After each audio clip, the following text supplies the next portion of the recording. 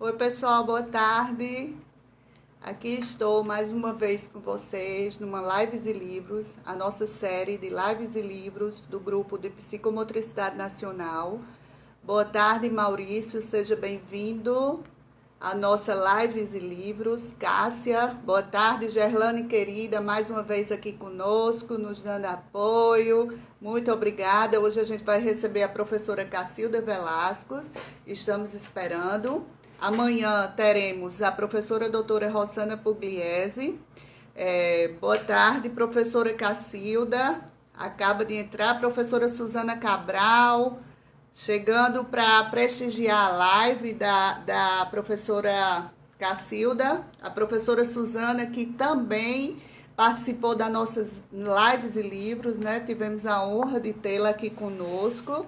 Theo em família, Grécia, boa tarde, sejam todos bem-vindos. Hoje a gente vai falar com a professora Cacilda Velascos, né, experiente na área da psicomotricidade, uma oportunidade para nós todos. Naldo, boa tarde, seja bem-vindo. Vamos chamar a professora Cacilda, né? Vamos lá, a professora já se encontra aqui. Eu supero, boa tarde. Grécia, falei. Dani, boa tarde. Dani, seja bem-vinda. Vamos convidar a professora Cacilda, que já entrou. Vamos lá. Professora Cacilda, da Associação Vencer. Vamos convidá-la com muito carinho e honra nessa vila. Falar aqui para a gente da sua experiência e seus livros publicados sobre a psicomotricidade. Aguardando, psicopedagoga 6 entrou. Sejam todos bem-vindos. Estamos aguardando. Cristi, querida professora Cristi, do Rio de Janeiro, uma honra tê-la aqui participando da nossa live. Obrigada por sua participação. Um beijo grande. Estamos só aguardando a professora aceitar o convite. Professora Cacilda, esperando que ela aceite nosso convite. Só aguardando. Vamos ver. Eu que agradeço, professora Cristi, a sua presença aqui. Vamos fazer uma live juntas também, né, professora? Você que é maravilhosa, que trabalha com idosos. Jancelice, boa tarde. A professora Cacilda entrou e saiu. Eu vou chamá-la novamente, né? Se alguém puder, né, falar para ela que eu já estou a convidando, mas vamos lá, vamos chamar novamente. Ótimo, professora Cristi, vamos sim fazer. Eu vou chamar novamente a professora Cacilda. Vamos lá. Vamos sim fazer uma live. Eu acho que a professora Cacilda saiu. Vamos aguardá-la entrar novamente, né?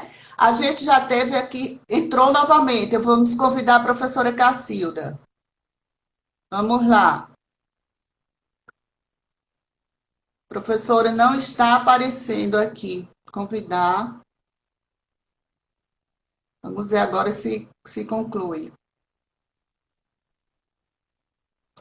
Oi, professora, vamos lá? Vamos ver se agora ela entra.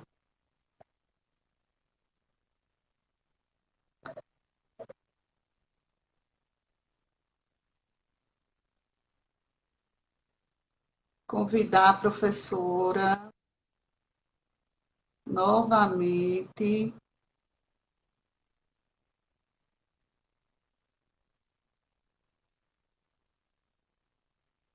Eu acho que ela saiu, né? Vamos lá. Cacilda. Agora vai. Agora vai. Aguardando. Olá, Olha. Ah tudo bem? lá!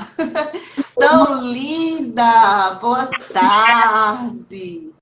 É uma honra tê-la aqui. Obrigada, muito obrigada mesmo, tá? Espero que eu possa colaborar em alguma coisa. Com certeza, em muitas coisas. Está me ouvindo direitinho? Tô assim, tá? Sem problemas. Antes de começar, eu queria saber se seu filho está melhor, né? Que ele está no hospital, ele foi acometido pela Covid e a gente sabe que, graças a Deus, ele está melhorando e graças à sua energia, sua educação que você passa para ele quer que a mãe dele esteja aqui participando conosco, não é isso? Ele é uma das pessoas da minha família que mais me incentiva e que está sempre apoiando, mas ele está melhorando, ele saiu da UTI, já está no quarto, mas está assim, ele não está curado, porque esse Claro. vírus é muito maldoso, é destruidor, e ele está ainda com problemas respiratórios severos, mas que ele vai se recuperar. Eu agradeço Mas muito a oração de todos vocês, amigos, que eu acho que essa corrente do bem fortaleceu muito essa energia boa para chegar até ele. Muito obrigada, tá? amém. Professora Cacilda, sempre muito carinhosa, muito linda, de novo, eu vou dizer, porque eu acho você linda. Obrigada, são seus É, olhos. eu São vou seus. ler, meus olhos. Eu vou ler aqui só rapidamente um pouco o currículo e a professora ela completa para a gente. A professora Cacilda Gonçalves Velasco, professora pedagoga e psicomotricista com especialização pela Sociedade Brasileira de Psicomotricidade, cursos ministrados em várias cidades e estados brasileiros. Participação em conferências e palestras de mesas redondas, inclusive internacionais, que eu já vi, participação sua. Atuação com terapia psicomotora na água durante 21 anos na Flechinha. Coordenadora e docente do curso de pós-graduação e especialização em psicomotricidade nas faculdades de São Paulo. Idealizadora e fundadora e terapeuta psicomotricista do Centro de Convivência, Educação e Reabilitação, presidente da Associação Vencer, que é uma associação maravilhosa, que a gente vê muitas postagens suas, tanto no seu Instagram como no YouTube, a gente vê que é um trabalho muito bonito, você vai falar aqui para a gente um pouquinho. Associação de Apoio à Inclusão Social e Assistência ao Indivíduo com Necessidades Especiais, Educacionais Especiais, autores de vários livros. Aqui tem alguns deles: habilitações e reabilitações psicomotoras da água, natação segundo a psicomotricidade, brincar, o despertar psicomotor. E aí a gente vai ter também aprendendo a envelhecer, que eu acho que tem mais de uma edição, né, professora? Que eu vi outra capa, né? E aí Sim, você pode falar mais dos outros. tá, Joia. Bom, em primeiro lugar, muito obrigado. Esse histórico todo aí que você descreveu de mim é muito. Eu não mereço todo ele, mas, enfim, eu tenho muita história mesmo para contar, porque eu tenho muitos anos de percurso junto à área da educação, da terapia e, em especial, da psicomotricidade, tá? Bom, a Associação Vencer, ela é uma entidade do terceiro setor, nós trabalhamos com pessoas deficientes, e ela nasceu da extinta escola de natação que nós tivemos por 22 anos, e prosseguimos num trabalho mais assistencialista, num trabalho que pudesse atender melhor a nossa comunidade, tá? Eu não sou presidente mais dela, eu sou diretora técnica, eu cuido da parte técnica de cursos, e nós temos a Cássia agora à frente da associação. E eu tive a felicidade de ter do meu lado duas pessoas fantásticas durante muitos anos, mais de 30 anos, que é a Cássia e a Regiane. E elas estão seguindo aquilo que eu idealizei, e eu agradeço a Deus que tenho elas como sucessor. Porque eu acho que eu estou em fim de carreira, eu não acredito que tenho muito mais coisas para fazer dentro da área. Primeiro, porque eu acredito muito nessa nova geração. Essa nova geração de psicomotricistas é muito criativa. Eu acho que nós tivemos a felicidade de promover boas formações, sedimentamos muito conhecimento psicomotor, e isso repercutiu em pessoas como você, que são pessoas que estão fazendo da psicomotricidade uma profissão forte, que agora não só reconhecida como regulamentada, mas necessária na nossa sociedade, tanto na sociedade, na área educacional, quanto na área terapêutica e também na área esportiva. Eu fui uma pessoa necessária para melhorar a qualidade de vida das pessoas, né, professora? com certeza. E a cada dia mais. Não é de uma população infantil, adolescente ou adulto, mas principalmente essa população que em muito pouco tempo vai ser muito idosa. Nós temos tendo idosos com qualidade de vida e durando mais tempo, né? E vivendo mais tempo, e tendo uma longevidade. Então, nós precisamos muito do trabalho psicomotor para lidar com essa nova maneira de viver, que é uma maneira mais descomprometida daquela do adulto, daquela do jovem, e que precisa ser muito valorizada, né? É importante isso. Então, hoje, o meu foco está sendo o foco na gerontopsicomotricidade. Mas eu passei por todas as faixas etárias. Eu comecei com bebês, depois eu me dediquei praticamente meu tempo todo com deficiente. Eu não tenho nenhum deficiente na família, mas a vida toda fui muito apaixonada de trabalhar com pessoas que tinham qualquer nível de comprometimento. E eu tive a felicidade de trabalhar com psicomotricidade aquática, de promover as terapias psicomotoras para muita gente, e sei que mudei a vida de muitas pessoas. E isso me realizou muito. E o motivo de publicar livros é assim, é simplesmente deixar escrito que deu certo.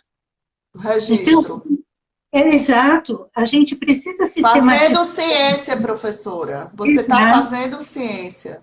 Porque o que dá certo, você precisa replicar. E é muito importante. E como nós temos muito pouca coisa da psicomotricidade, eu acho que contra mais os psicomotricistas hoje documentarem os seus sucessos, melhor desempenho essa ciência vai ter no futuro brilhante de cada um, tá? Então, eu fico muito feliz, primeiro, de ver muito psicomotricista de qualidade, formado, atuando, fazendo coisas maravilhosas no Brasil inteiro. Nós somos muito bons, os brasileiros são muito bons mesmo. E eu acho que a gente não pode ficar o tempo todo se referenciando muito com o de fora. Nós temos coisas fantásticas dentro do Brasil. E a gente precisa se reverenciar isso. E gente fazendo coisas com quase nada, com nenhum recurso financeiro, com nenhuma tecnologia. Exatamente. Fazendo coisas maravilhosas. Então, eu valorizo demais e sou muito grata a Deus de ter vivido para ver tudo isso. Primeiro, eu achava que eu não ia ver a psicomotricidade reconhecida. Porque era uma luta sem fim. Mas, graças a Deus, nós vimos. Segundo, eu acreditava que nós não teríamos uma quantidade tão grande quanto nós temos hoje no Brasil da própria ciência. Mas ela foi tão bem pulverizada e tão bem espalhada por esse Brasil todo, que eu duvido que haja um estado brasileiro onde ela não tenha entrado. Ela pode não ter se fixado, não ter criado ainda raízes, mas eu tenho certeza que muita gente levou ela para o Brasil inteiro e está desenvolvendo bons trabalhos. Agora, Ione, a gente não pode negar que nós vivemos numa sociedade extremamente materialista, consumista, e a gente vê muita coisa errada. A gente vê muito curso sucateado. Sim, a gente professora. Vê muita coisa que não é psicomotricidade, sendo titulado como psicomotricidade. Então, isso me preocupa bastante. Só que a gente, enquanto psicomotricista individualmente, nós somos impotentes. Nós precisamos de um conselho de classe, de uma entidade forte. A ABP está lutando muito para isso. Então, eu acredito que a partir do momento que nós tenhamos um conselho, a gente vai ter como realmente fiscalizar e colocar as pessoas nos seus devidos lugares. Isso me preocupa muito algumas postagens que a gente vê, onde a pessoa se diz psicomotricista 1000, né? Com 3.000 títulos, etc. E você vai ver aquela atividade e você fala, meu Deus, sem nenhuma fundamentação, não tem sentido o negócio desse. Então, isso me preocupa. E nós temos isso, como qualquer profissão tem, e a gente tem que estar aqui para, pelo menos, dizer que está errado.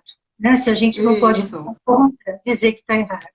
Isso, professora Nancy Rabelo está ali dando boa tarde, é muito querida, a neuropsicóloga Silvia Baixo também está aí, a Legal. Aline, o Dagmar, que é quem traz para a gente esses livros e outros maravilhosos. Então, assim, Legal. antes de você falar um pouco dos seus livros, tomando um pouco assim a sua fala, retomando, é muito importante esse momento aqui com você, que é um ícone da psicomotricidade no Brasil, né? Você é uma das referências que a gente tem que nos basear, né? E concordo demais, acho linda essa sua fala de que nós brasileiros temos muito trabalhos interessantes com psicomotricidade. Agora mesmo os aprendizes da psicomotricidade estão a entrar aí, que é a Érica e o Patrick, que são dois estudantes da Rosana Pugliese e que tão cedo começam a fazer trabalho, né, a ter acesso a essas pessoas que fazem a psicomotricidade de forma séria e responsável, como você e tantos outros. E é isso que vai fazer o Brasil se orgulhar dos seus profissionais, não é? Com certeza. O Brasil vai para qualquer congresso internacional, leva os seus representantes, ele dá show, porque nós somos Isso, criativos, nós somos um povo que trabalha com muito pouco, que tem na sua essência a relação corporal e a relação afetiva muito muito forte, afetada, e isso é um trabalhar com pequenos e grandes afetos de uma maneira totalmente científica. E eu acredito que é isso que nós somos. Nós somos semeadores. Cada um de nós, com a nossa história, deixa sementinhas e elas vão florescendo. Nossa, eu brinco que tem um jardim de todas as cores. E é uma alegria quando eu vejo um aluno brilhar, um aluno apresentar um trabalho, apresentar uma aula, fazer uma live. Nossa, eu me emociono tanto, porque eu fico pensando assim, ele acreditou em você, né? Ele acreditou naquilo que você acreditou a vida toda, e ele está fazendo a ciência dela. Então, isso é muito lindo. E eu acho que não há presente maior para um profissional do que ver o fruto daquilo que você tentou dizer que é verdade, que você estudou, que você pesquisou, que você publicou, e ver alguém aplicando aquilo de uma forma tão brilhante e da sua maneira. Porque eu acho que psicomotricidade tem diferentes maneiras de ser e de fazer. E todas elas precisam ser muito bem respeitadas, desde que elas tenham fundamentação teórica, isso. fundamentação científica e evidência. Exatamente, professor. É isso que a gente precisa para consolidar o nosso conselho. São pesquisas científicas. A gente precisa, tanto o trabalho bonito que existe, que a gente sabe na psicomotricidade, mas a gente tem que começar a registrar, fazer pesquisas, né? E quantificar muitos trabalhos que tem aí. A gente tem que sair só do empírico e partir para o científico, não é? Então, eu fiz uma live no domingo passado com o Juan Múrcia, que é um profissional Um espanhol, espanhol, né? Eu vi. que tem uma quantidade de trabalhos científicos publicados Eu invejável. vi você falar. Eu acho que a gente precisa se espelhar em pessoas assim, para mostrar que é possível uma publicação internacional de qualidade. Isso, Mas isso. as pessoas parece que têm um certo receio disso. Eu acho que se cada profissional que se forma na área da psicomotricidade tiver uma boa supervisão, uma boa orientação, uma ótima metodologia, ele não tem por que não publicar seus artigos em revistas internacionais. Exatamente. Isso é ciência. E toda universidade, o que ela mais quer é artigo científico. Então, Exatamente. nós precisamos nos envolver que tudo que dá certo, documenta. Documenta. Essa sistematização é um hábito que precisa ser criado no Brasil. Infelizmente, não há esse hábito. E hábito é aquilo que você refaz repetidas vezes. Então, e tem tantos psicomotricistas que podem dar uma supervisão, que podem fundamentar o trabalho, que podem dar um norte, dar um rumo, né? O que é importante é não ter medo. Não ter medo de publicar. Hoje eu posso não fazer o máximo, mas a próxima que eu fizer, eu tenho certeza que vai ser melhor. E assim por diante. Foi o que aconteceu comigo. Eu queria muito introduzir a psicomotricidade na natação, porque eu não sei porquê, também não consigo explicar até hoje porque que eu queria trabalhar com deficiente e trabalhar com psicomotricidade na água. Mas eu fui atrás, e a minha formação não é do Brasil, eu acabei fazendo na França. Eu queria aplicar tudo o que eu sabia de psicomotricidade conforme uma entidade lá na França que chama FAEL. E eu achava que naquela ocasião, em 1900 e bolinha, a natação era uma metodologia muito mecanicista, muito de produção de resultado. Eu não me sentia confortável. E aí eu resolvi, junto com uma equipe de profissionais da minha escola, estabelecer um parâmetro de aprendizagem. Então, nós começamos a aplicar a psicomotricidade na aprendizagem da natação. Isso deu tão certo, e nós tínhamos um sucesso tão grande com o nosso público, que a gente resolveu documentar, e foi quando eu fiz esse primeiro livro, que é a Natação segundo a Psicomotricidade. Que maravilha! Mostra que sim, professora, para a gente ter... Esse livro, ele foi adotado nas faculdades de Educação Física, na UFASI, por muitos anos. E aí ele ficou com edição esgotada, e eu deixei ele no meu site para qualquer pessoa fazer download. Então, está lá. Maravilha! Há mais ou menos uns 5 anos atrás, eu senti que algumas coisas do livro já eu fazia diferente. Sim. Então, eu resolvi pegar o que eu permanecia da mesma maneira, com a mesma postura psicomotora, e acrescentar tudo o que eu estava fazendo de novo, e aí eu publiquei este livro aqui. Então, na verdade, ele tem como essência aquele Levanta um pouquinho, só para a gente ver aqui a capa. Isso. Práticas psicomotoras aquáticas, não é isso? Boas práticas psicomotoras aquáticas. Sim. Então, esse livro veio para mim complementar a minha visão de psicomotricidade aquática, que para mim é a aplicação da ciência dentro do meio aquático para promover trabalhos pedagógicos, trabalhos reeducadores, trabalhos corretivos, trabalhos terapêuticos, depende da linha de cada profissional. Então, para mim, tanto o fisioterapeuta quanto o educador físico tem como aplicar o que a gente fundamenta de psicomotricidade, planejamento e todos os enfoques psicomotores que a gente tem aqui. Esse outro livro que você comentou já é outra história. Esse eu tenho aqui, e só para fazer uma inveja boa, ele é autografado, tá? No congresso do ano passado, no Rio. Foi verdade. Então, esse daqui já é uma história meio pregressa, porque eu tinha feito um trabalho com todas as faixas etárias. Eu comecei com bebês, crianças, adolescentes, adultos, me envolvi totalmente com deficiência, todos os níveis de deficiência, deficiência física, deficiência mental, deficiência sensorial e comportamental, e tive muitos casos. Eu tenho um outro livro, um rosinha, que chama Habilitações e Reabilitações Psicomotoras da Água, que é só sobre o trabalho com deficiente. E eu achava que estava na hora de eu começar a trabalhar com idosos. Sim. Isso nos idos de 2000. E aí, começamos a montar dentro da nossa entidade um programa especial que não era só na água, mas sim nós tínhamos um trabalho em solo e um trabalho de palestras, de cursos, de oficinas com idosos. O trabalho foi crescendo e foi tomando um vulto tão grande que a gente resolveu levar ele para a rua.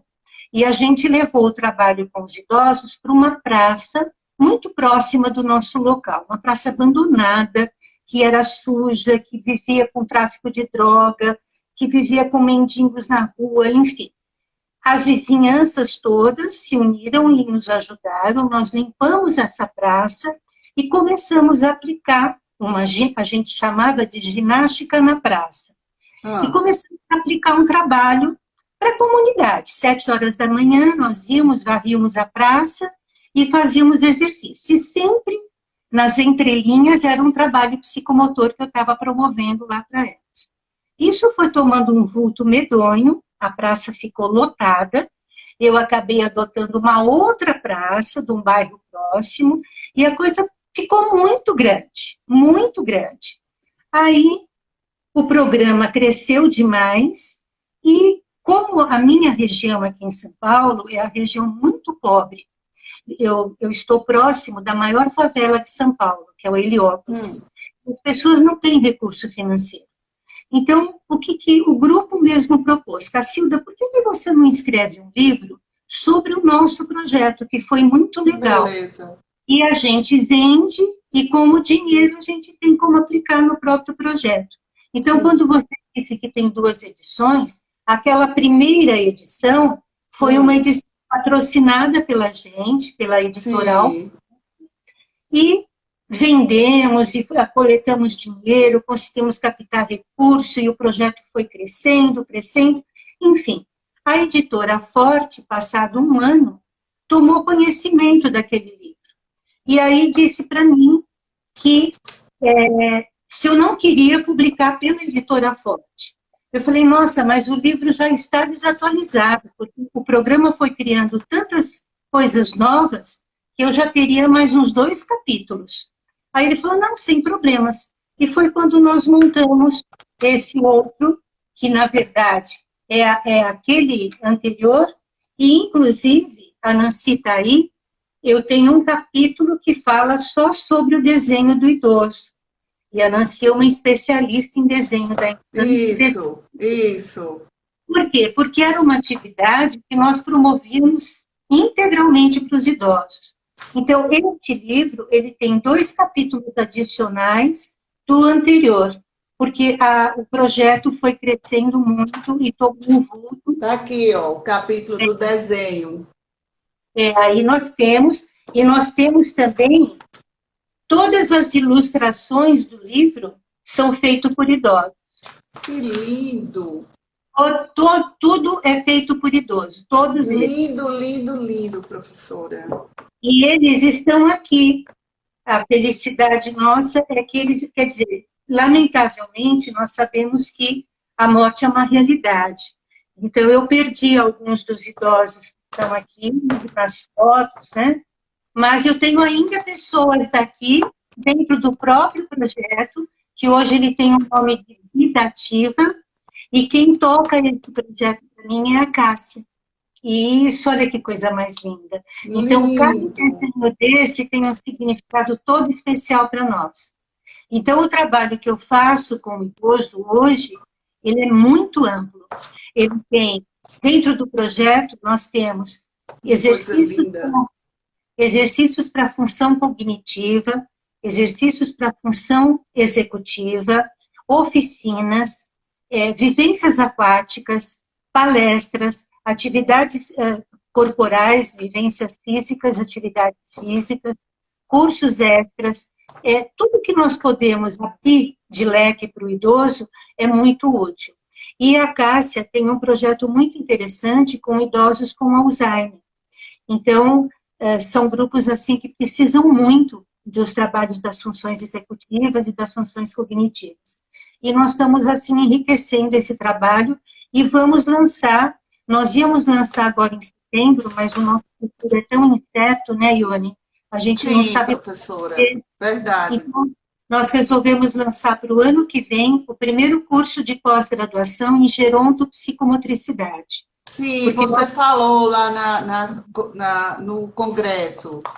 Então, nós íamos lançar agora, e agora nós vamos tentar remodelar ele neste modelo atual, que é uma parte não presencial, outra parte presencial, e a gente vai tentar deixar para o ano que vem, porque tudo está uma insegurança, eu não sei se Tudo, professora. Eu fiquei sabendo que as escolas só vão voltar o ano que vem.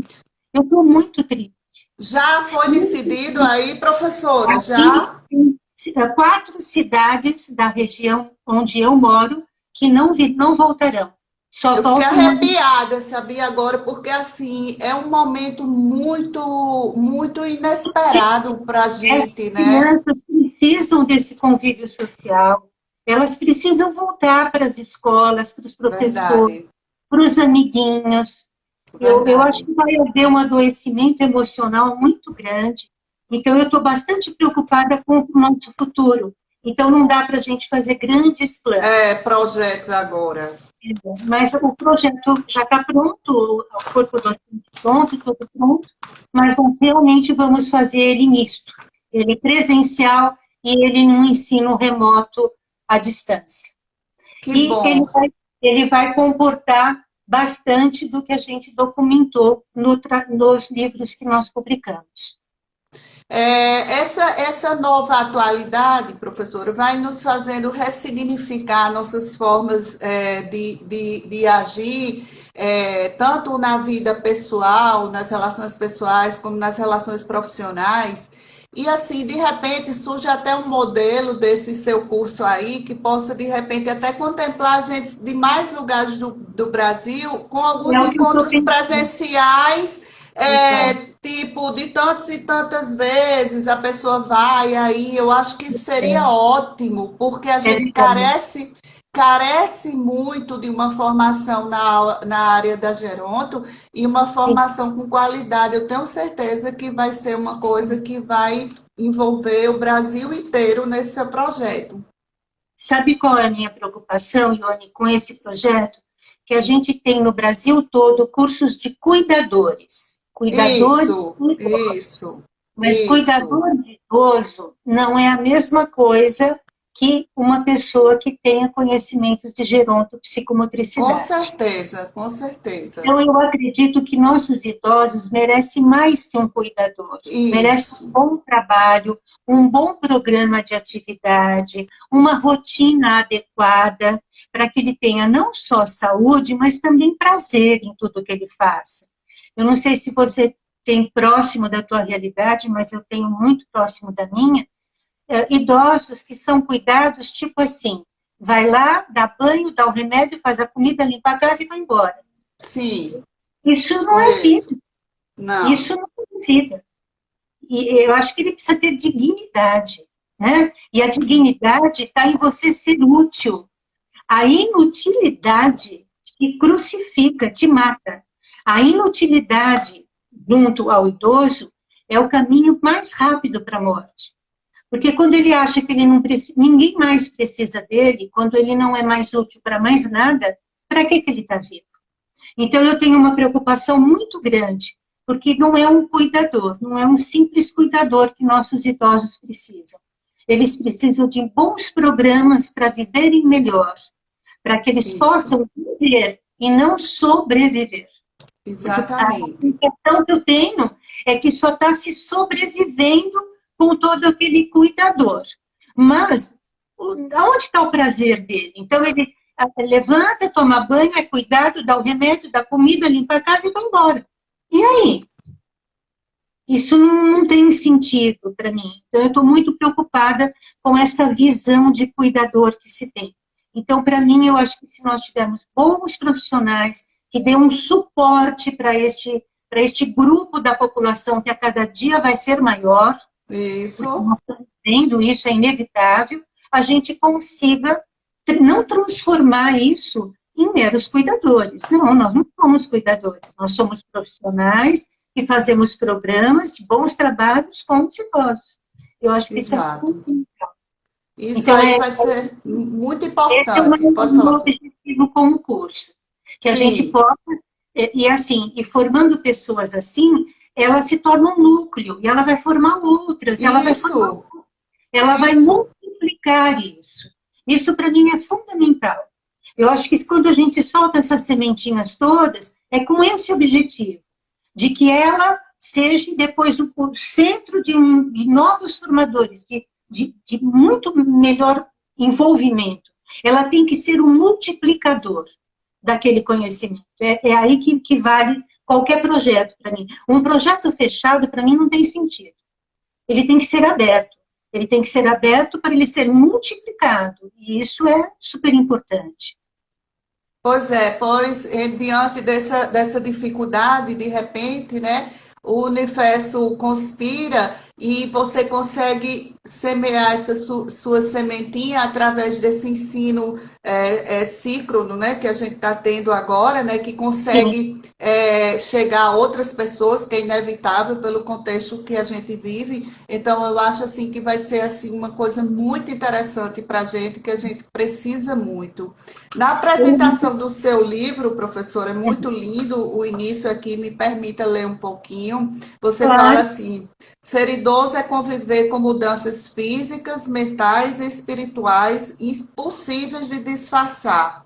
A expressão terceira idade é uma forma carinhosa e suave de nomearmos aqueles que passaram dos INTA e 200 da vida. Para os idosos, o tempo tem urgência, mas ao contrário da juventude, ele é sempre suficiente para realizações. Nada pode ficar para amanhã, e o hoje é o que importa. É isso que você acabou de dizer. Ele É, tem que viver, não é sobreviver o não dá. hoje, não é isso? Não dá. E a gente tem testemunho de idosos que frequentam o nosso programa e que chegam a dizer para nós: o único local que eu sou feliz é aqui. Quando eu vou para casa, eu já vou triste para casa. Então, como aquilo tem um significado na vida dele, porque lá ele é ele, com todos os comprometimentos dele, com as dificuldades dele, ele pode conversar, ele é útil num grupo social, e eu acho que o padre Fábio de Mello tem uma passagem muito interessante que ele diz assim, que ele está muito preocupado com o futuro do padre Fábio de Mello. Quem vai pôr ele no sol quando ele ficar idoso? Mas que ele está muito mais preocupado de quem vai tirar ele do sol. Isso. Por quê? Porque até que ponto você é útil para alguém? Alguém lembra de você, que você Exato. existe, né? Que te dá um telefonema gostoso, só para bater um papinho. E os idosos são muito pouco escutados. Eu brinco que eu Muito. gosto de fazer escutatória. Eu sei que ele já contou aquela história, eu já escutei, eu me lembro da Isso. história, mas deixa ele contar novamente. Vem com outro gosto, vem com outro sabor. Nós temos que ser mais pacienciosos com os idosos. O ritmo é outro. E Isso. esse outro ritmo é muito importante, porque esse idoso já teve um ritmo de te ensinar a usar a colher. Por que agora você não pode ensinar ele a usar o computador? Porque você não tem paciência. Ele te ensinou a usar talheres. E você não tem paciência para ensinar a ele usar a internet? Então, eu acho que essa paciência, essa tolerância que precisa ter com os idosos é uma questão de respeito cultural, que no Brasil tem muito pouco. Isso existe muito no Ocidente, no Oriente, no Japão, nos orientais, os idosos são muito reverenciados, eles são muito importantes, eles são os primeiros. No Japão não tem fila em banco, não tem nada para idoso, não, porque ele já é o primeiro. Já dão para ele o primeiro lugar, já dão para ele o início da fila. Por quê? Porque ele representa a história. E aqui se documenta muito pouco a história, né, Ione?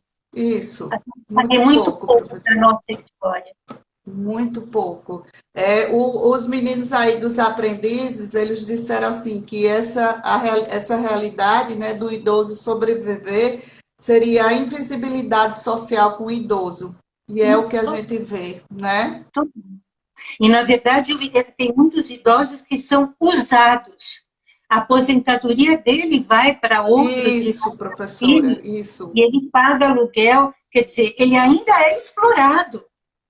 Não tem exploração infantil, existe a exploração do idoso. Isso Infelizmente, mesmo. existe. O Brasil precisa ser redescoberto. E Nós nós, temos, psicomotricistas, que enveredem por essa área da geronto, tem que ir com esse seu pensamento. É por sim, isso que a gente tem que ter uma boa formação, para não sim, confundir o cuidar de um idoso, ser cuidador de um idoso e ser um profissional da psicomotricidade que vai trabalhar a emoção do idoso, vai trabalhar o movimento do idoso e que vai trabalhar a cognição do idoso. É sim, diferente. e vai dar atividades prazerosas, que ele se sinta legal, que ele consiga vencer, que ele se sinta importante, que ele seja incluído. O nosso Ele idoso seja está incluído, isso. excluído, completamente excluído. Isso, Então, não é só o deficiente que é excluído. verdade. O idoso é excluído dentro da família. Muito bem, isso mesmo. É excluído dentro de casa. De casa, dentro de casa. E isso é uma preocupação, e é tão sutil, né, Ione? Isso não é colocado no ventilador, Não. mas é o dia a dia da vida do idoso. É muito importante. E é uma realidade nua e crua que a gente precisa gritar e mundo afora, porque não pode continuar assim. Nós precisamos desse significado maior, do valor do envelhecimento. O envelhecimento é um privilégio. Nem todos conseguem envelhecer. Professora, tem uma parte linda aqui que você, na sua dedicatória também do livro, eu acho que vale ser lida, que é da Madre Teresa de Calcutá, e eu acho que é muito parecido com tudo que você nos falou até agora. Você dedica esse livro a todas as mulheres e a todos os homens fenomenais. Tenham sempre presente que a pele se enruga, o cabelo embranquece, os dias convertem-se em anos, mas o que é importante não muda. A tua força e convicção não têm idade. O teu espírito é como qualquer teia de aranha. Atrás de cada conquista vem um novo desafio. Enquanto estiveres vivo, sente-te vivo. Se sentes saudade do que fazias, volta a fazê-lo. Não vivas de fotografias amarelecidas. Continua quando todos esperam que desistas. Não deixe que enferruje o ferro que existe em ti. Faz com que, em vez de pena, te tenham respeito. Quando não conseguires correr atrás dos anos, trota. Quando não conseguires trotar, caminha. Quando não conseguires caminhar, usa uma bengala. Mas nunca te detenhas. Madre Teresa de Calcutá. Que lindo! E aqui, professora, também, com esse desenho aqui, tem escrito, você escreveu embaixo, que é tão lindo, você escreveu: amadurecer pode ser a melhor parte da grande aventura de viver, desde que você se cuide bem e não se deixe enredar pelo desejo de sua juventude eterna. Então, Com assim, certeza. Eu acho que tem esse, muito idoso também, a gente fala desse idoso todo debilitado, desse idoso mal reconhecido e tal, mas tem muitas pessoas, e normalmente pessoas com poder aquisitivo um pouquinho melhor, que não aceitam o envelhecimento. E ela isso, quer ser jovem a vida toda, e isso, ela usa de milhões de recursos para que o envelhecimento não apareça, mas isso. não adianta disfarçar. Né? Não adianta, porque ela vai cair num ridículo, e é tão bom você poder aproveitar do bom de cada fase, Isso mesmo. maravilhoso, né? Você poder curtir aquele momento do cabelo grisalho, das rugas, tudo isso é muito importante, faz parte, é uma fase, é um ciclo, né? É um ciclo que nós estamos passando. É um Eu acho que, privilégio, né, como você não, falou. com certeza, com certeza. Eu pelo menos para mim, eu tenho 67 anos e eu me considero uma pessoa muito ativa, muito produtiva ainda e muito orgulhosa da minha história. Isso é Eu ótimo. não me arrependo de nada do que eu fiz e eu só tenho lástima de coisas que eu ainda não fiz e eu gostaria que desse tempo. Se não der, Nossa, eu deixo para a como a próxima. Cristi, como a Cristi falou, você ainda tem muita coisa para nos ensinar, né? E assim, cada palavra A sua Cristina linda. A Cristina tem um trabalho tem lindíssimo um no Rio, trabalho lindo. com aqueles jovenzinhos dela lá, que são jovens, eu brinco que são gatosos, gatos idosos, né? São umas É, gatas lindas que ela tem. Parabéns, Cris, exato. você é muito especial na vida da gente. Professora, e assim, seu trabalho é muito admirável, porque você tem um trabalho desde o bebê até o Sim, a idoso, né? gente... Como se a gente for pela epistemologia, pela conceitualização que dá Vitor da Fonseca, você vai da ontogênese à retrogênese. Isso é maravilhoso. Ele foi o grande responsável. Na verdade, o professor Vitor teve uma oportunidade, num determinado momento da minha vida, de brigar muito comigo, porque eu o enfrentava com algumas coisas da água, e como ele foi um atleta, né, ele via por um outro prisma. Enfim, e nessas nossas brigas, uma vez ele falou para mim, você precisa ir para a retrogênese, você é muito desafiadora. E a retrogênese tem muito pouco trabalho a respeito. E quando ele disse isso, eu falei, tá, então o senhor está convidado a vir dar um curso aqui no Brasil, tal data, tal.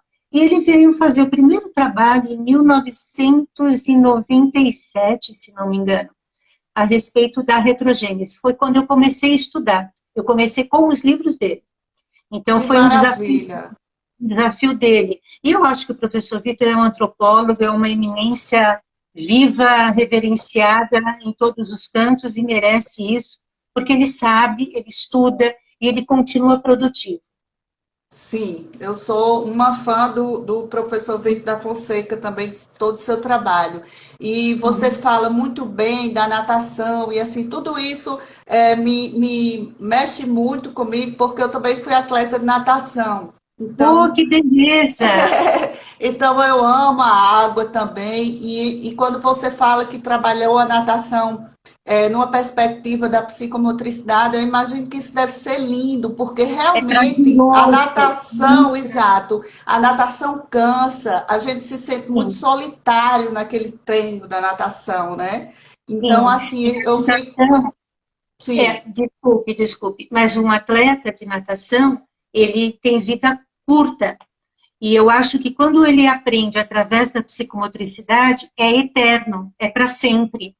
Não, não é um tempo curto, porque é o trauma da produção de resultado, de cobrar resultado, verdade, é que te tira o prazer da natação. Então, a natação verdade. pode ser promovida com muito prazer, porque é um dos exercícios, dos esportes mais completos, onde você trabalha o corpo inteiro e precisa Isso, ser promovida com essa vivência corporal de extremo prazer. Tem que verdade. ter uma natação significativa. Para mim, nadar não é simplesmente movimentar braços e pernas. Para mim, nadar é pensar também. É pensar nesse corpo produzindo movimento. Que trabalho bonito esse, psicomotricidade e natação. E água, né, que você trabalha. Eu acho assim que deve ser muito interessante também a aplicação dessa psicomotricidade com os idosos, que a gente vê as aulas de hidroginásticas, né? E, pelo menos Sim, aqui em João Pessoa, o que eu conheço de hidroginástica, eu não vejo ainda, né? Porque eu creio que com essa disseminação da psicomotricidade, com o estudo mais aprofundado da psicomotricidade, em breve a gente tem profissionais aqui que vão estar fazendo um trabalho na água, né, com sua referência, com a referência da Josiane também, que trabalha muito na água, maravilhoso. e a gente vai ter aqui, no futuro, o trabalho de uma hidroginástica, do trabalho com as pessoas mais, né, adultos e idosos, numa perspectiva da psicomotricidade, porque não é só, eu creio, né? Não é Então, minha área, mas eu posso isso que você imaginar que não é falou, só colocar música e as não, pessoas para repetir isso assim. Isso não é psicomotricidade aquática, não é isso, professora? não. E eu publiquei, acho que ontem ou antes de ontem, um videozinho de uma profissional nossa, da Regiane, onde ela faz aquilo que a vida toda eu preconizei. Para mim, não existe uma hidroginástica para idoso. Existe uma vivência aquática. E nessa Hum, vivência, o primeiro objetivo é prazer, é autorrealização, é autoestima. E naquele videozinho, se você entrar lá no Facebook, está lá publicado, você vai ver o sorriso, a felicidade de estar lá. Porque ela não é simplesmente para acompanhar o movimento da professora que está do lado de fora e nem o ritmo da música, mas é uma sim, autoprodução do seu próprio movimento. O que eu sou capaz de fazer. Então, a Regiane tem lá uma experiência bárbara que ela faz aqui dentro da nossa entidade, e eu fiquei muito feliz, porque, na verdade, aquilo era uma coxa de retalhos que ela montou, e que eu falei, nossa, merece se mostrar. Não é uma hidroginástica, não é uma hidroterapia, é uma vivência psicomotora aquática. que E é isso que a maravilha. gente preconiza. Porque você não pode criar nenhuma expectativa de resultado com idosos diferentes, com diferentes comprometimentos. Num grupo de Sim, idosos, você tem 1000 patologias, 1000 problemas.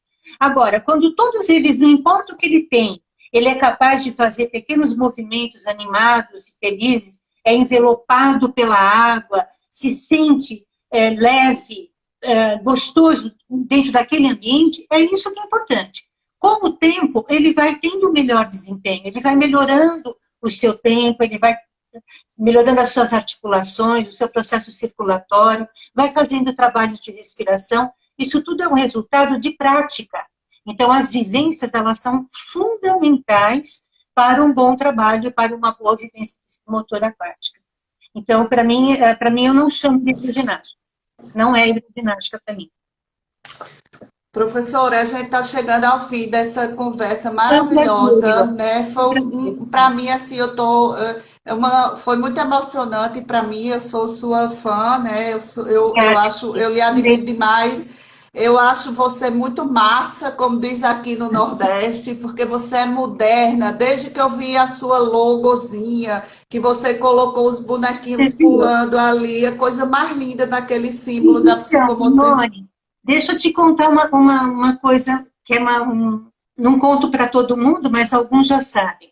Eu levei 34 anos para fazer o meu logo, porque eu falava para mim assim, eu só vou ter um logo quando a psicomotricidade for reconhecida.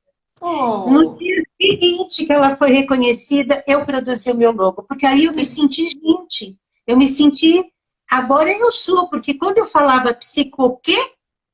É aquela história, para comer, para passar no cabelo, psico-quê? Agora é psicomotricista, com número de lei e tudo. E aí eu fiz um logotipo lindo, lindo. Quando eu vi, eu fiquei fã. Quando eu vi, eu digo, meu Deus, tem que ser esse lindo, lindo. Tem todo mundo lá. Tem adulto, tem idoso e tem deficiente. E tem muito, muito bem bolado, muito bem bolado. A sua bonequinha também que tem no seu WhatsApp, eu acho linda. Eu acho então, assim... isso tudo é o pai de uma criança que me foi apresentada com 8 meses de idade. Hoje ele está com 36 anos, trabalhando conosco, que ele chegou e falou, o que você pode fazer pelo meu filho? Porque o pai falou que ele vai ser, o médico falou que ele vai ser um vegetal. Ele não vai andar e ele não vai falar. Esse menino ficou comigo durante 10 anos em terapia aquática, depois ele saiu, entrou numa escola especial, aí ele voltou com 20 e poucos anos, nós colocamos ele num grupo de deficientes de capacitação profissional, há 12 anos ele é registrado, ele é mensageiro dentro da nossa empresa, ele é um deficiente mental, chama Douglas, e quem foi que criou é o pai, que é um designer. O Douglas Galindo. Foi ele que fez essa capa também. Linda, linda, ele linda, muito criativo. Ele é um artista, eu tenho Parabéns. Ele como da minha família. E é um dos nossos deficientes. Ele chama Douglinhas. Parabéns, parabéns para a criatividade do pai do Douglinhas, não é isso? Eu vou pedir para ele assistir a sua live. Tá, e o Uniconhecimento é muito grande, querida. Quando você estiver em São Paulo, faço questão absoluta que você venha nos visitar. Tá certo. Venha conhecer de perto o nosso trabalho. A todos que estiveram aqui conosco, muito obrigado pela tolerância de nos escutar, né? E para todos ficam convidados a conhecer a gente de perto, tá? É um grande prazer. E ser psicomotricista é o que me faz viva. Aprendiz está dizendo, Cacilda é o poder da psicomotricidade e vida. Você é pura vida, pura emoção, é arrepiante, assim, você não imagina quão honrada eu estou aqui. Bem me disse a minha mestra, Fátima Alves, você vai sentir uma sensibilidade em Cacilda que transborda. E Obrigada. assim, eu vejo o quanto a psicomotricidade tem pessoas maravilhosas e eu fico muito feliz. Eu até agradeço esse momento de poder chegar perto de vocês, de ouvir vocês. Para a gente, assim, um bálsamo. E a gente vai se abraçar, tá? Vai sim. Um beijo muito grande. Melhoras para seu filhão. É só ter paciência, ele vai sair dessa, viu? Tenha certeza. É só demorado. Obrigada. Demorado, mas está passando, já está passando. Um beijo, professora. Beijo Fica com grande. Deus, né? Muito Fica com Deus. obrigada. Tchau.